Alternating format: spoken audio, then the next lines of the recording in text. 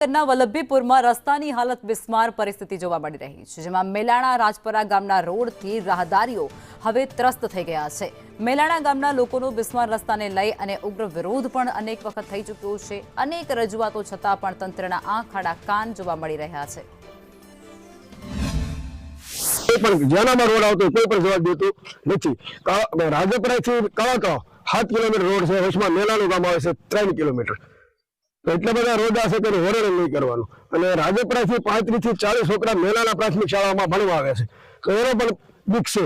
Accident ક્યારે થાય, નાના છોકરા ગાડી લઈને આવતા હોય, સાયકલ લઈને આવતા હોય।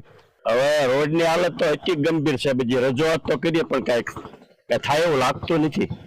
તમારી માંગણી શું છે? રોડ રિપેર કરે। આ એક્સિડન્ટ કેટલા થયા છે અને અમને પૂરેપૂરો ભય છે દિવાળી ઉપર તો માણસો આવે, અવર જવર વધી જાય। સાહેબ, રોડ તાત્કાલિક થાય એવી અમારી માંગણી છે।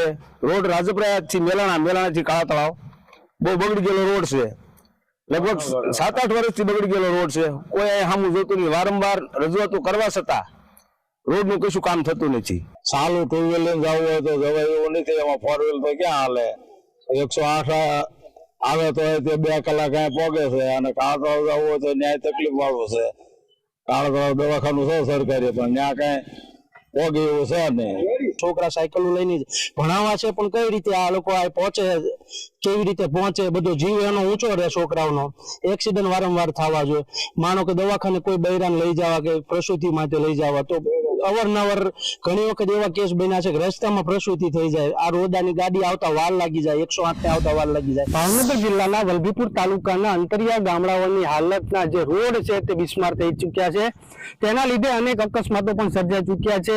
હાલ આપણે જે વાત કરી રહ્યા છીએ તે મેલાણાથી રાજપરા વાળો જે રોડ છે, જે આશરે 7 કિલોમીટરનો રોડ છે, તે અત્યંત બિસ્માર થવા પામ્યો છે। આ જે દ્રશ્ય છે તે દેખાડવાના પ્રયત્ન કરીશ કે આપ જોઈ શકો છો કે રોડની હાલત છે તે અત્યંત બિસ્માર થઈ ચૂકી છે। અનેક વાર રાજકીય આગેવાનોને તથા ધારાસભ્યોને પણ રજૂઆત કરી છે, તેમ છતાં પણ આજ દિન સુધી આ રોડ છે તેનું કામ છે તે હાલ કરવામાં આવી રહ્યું નથી। ગામ લોકો દ્વારા અનેક વાર રજૂઆતો કરી છે। હાલમાં અહીંયા ઘણા બધા અકસ્માત પણ સર્જાઈ ચૂક્યા છે, જેના કારણે અનેક લોકો જે છે તે દવાખાનાના બિછાને પણ પડ્યા છે।